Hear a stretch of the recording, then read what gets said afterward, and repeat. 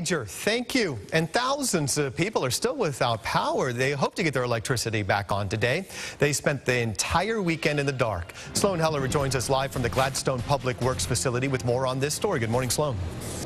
Good morning, Curtis. You can see this building does have power. We're not sure if they have a backup generator or what the situation is, but I can tell you a big portion of Gladstone still without power this morning. And talking to KCP&L, by the way, the storms that we saw Thursday and Friday, they are calling the worst storms of the season. There was one point, get this, 120,000 people were without power.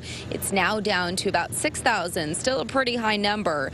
Talking to crews, they spent the weekend working 16-hour shifts. Some of them were doling out dry ice to customers. Now, we spent time in a neighborhood full of seniors. A lot of frustration, I can tell you. Some say they made several calls to KCP&L, but never got through to a live person.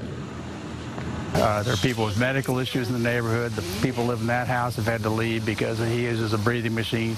I have sleep apnea real bad. I have not been able to use my breathing machine at night. Now, we're still trying to find out if that neighborhood does have power back this morning. But again, thousands of people, 4 days without power. You can imagine how frustrating that must be.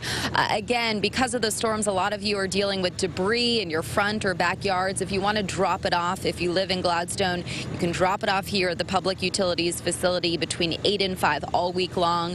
Overland Park has a location at Young Park, and then there's also one in Kansas City. We've got some information on our website, of course, NBCActionNews.com. Live in Gladstone this morning, Sloan Heller, NBC Action News Today.